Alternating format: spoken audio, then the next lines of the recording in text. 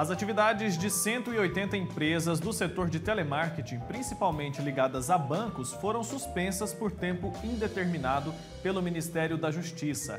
A multa para quem descumprir a determinação pode chegar a 13 milhões de reais. Eu vou falar com o Ebert Lopes, que é advogado especialista em direito digital, sobre esse assunto agora. Doutor, bom dia, seja bem-vindo aqui ao nosso Santo Café. Bom dia, Wilker. Bom dia a todos os telespectadores. É um prazer mais uma vez estar aqui com vocês. Doutor, quais são os principais problemas gerados por essas ligações quando isso acontece de forma excessiva? Bom, Wilker, isso é um problema recorrente hoje na nossa sociedade. São aquelas ligações, vamos dizer assim, de uma publicidade agressiva.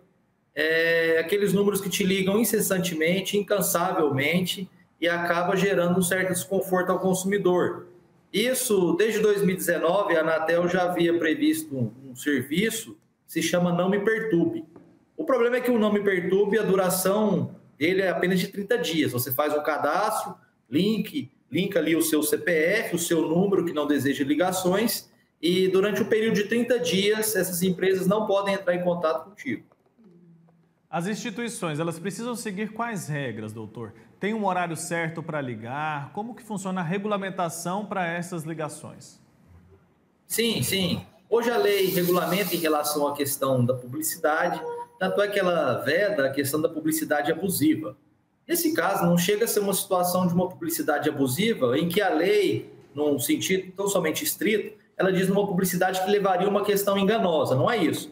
Esse tipo de publicidade feita por esses órgãos é uma publicidade não abusiva, mas cansativa.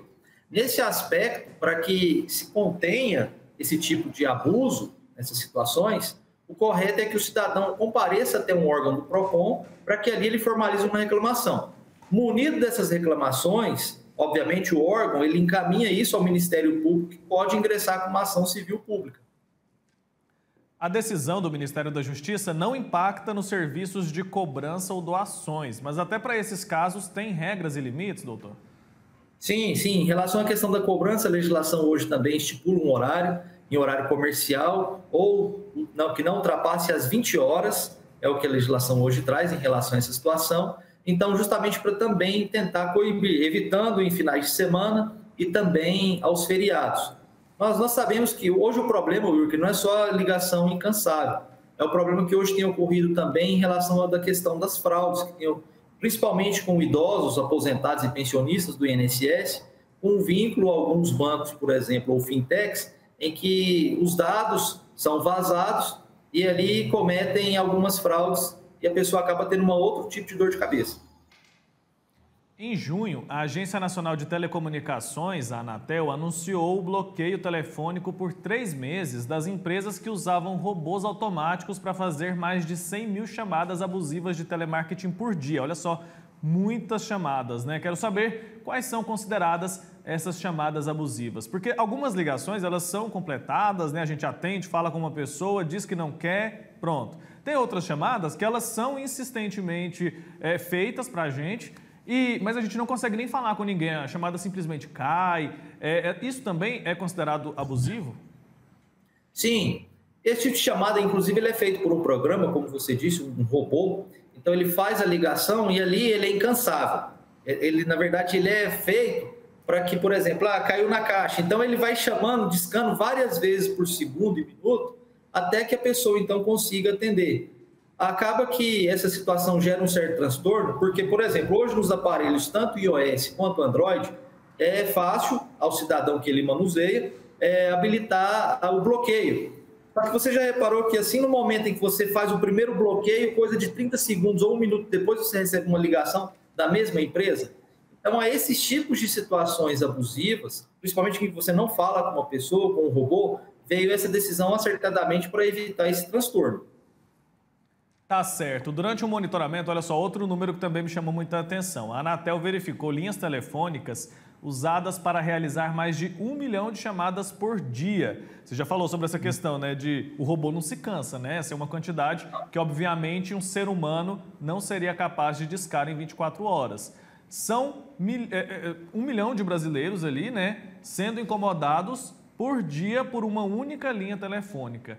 Eu quero saber de que forma essas empresas conseguem o telefone de tanta gente.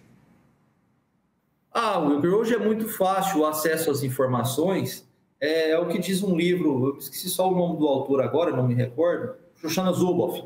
A doutora Shoshana Zuboff, que quando ela escreveu sobre a era do capitalismo de vigilância, ela fala que o novo petróleo seria os dados, as informações. Daí, desde 2019, nós temos no Brasil a Lei Geral de Proteção de Dados Pessoais. Por quê? Hoje o acesso aos dados pessoais ele se tornou mais fácil.